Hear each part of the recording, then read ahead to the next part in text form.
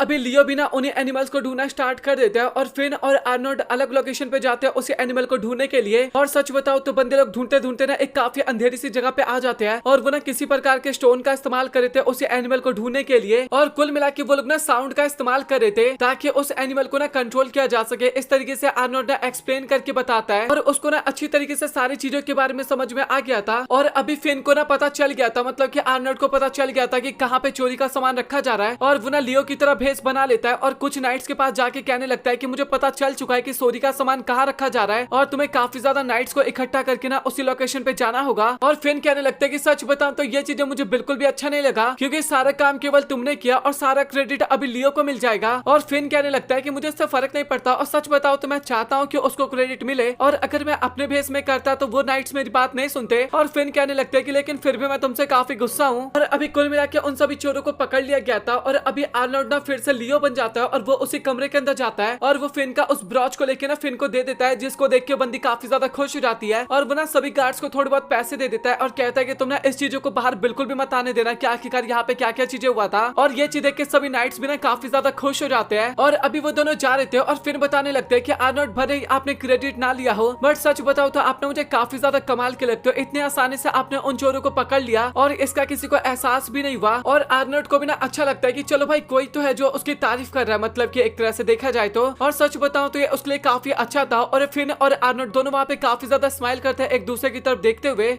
और ये एपिसोड इसी के साथ यहाँ पे खत्म हो जाता है और अगले एपिसोड से भाई प्रॉपर फाइट स्टार्ट होने वाला है मॉन्स्टर के साथ और वो सभी चीजें काफी ज्यादा कमाल का है। तो अगर आप लोगों का रिस्पांस काफी ज्यादा अच्छा रहा उसके बाद ही मैं अगला एपिसोड लेके आऊंगा। तो आप सभी के रिस्पांस के ऊपर डिपेंड करता है कि मैं इस सीरीज को कंटिन्यू करूंगा या फिर नहीं करूंगा। और अगर आप लोगों को वीडियो पसंद आए तो वीडियो को लाइक कर देना, चैनल को सब्सक्राइब कर देना। सो मिलता है आप लोगों से अगले वीडियो में, तब तक ले गुड बाय।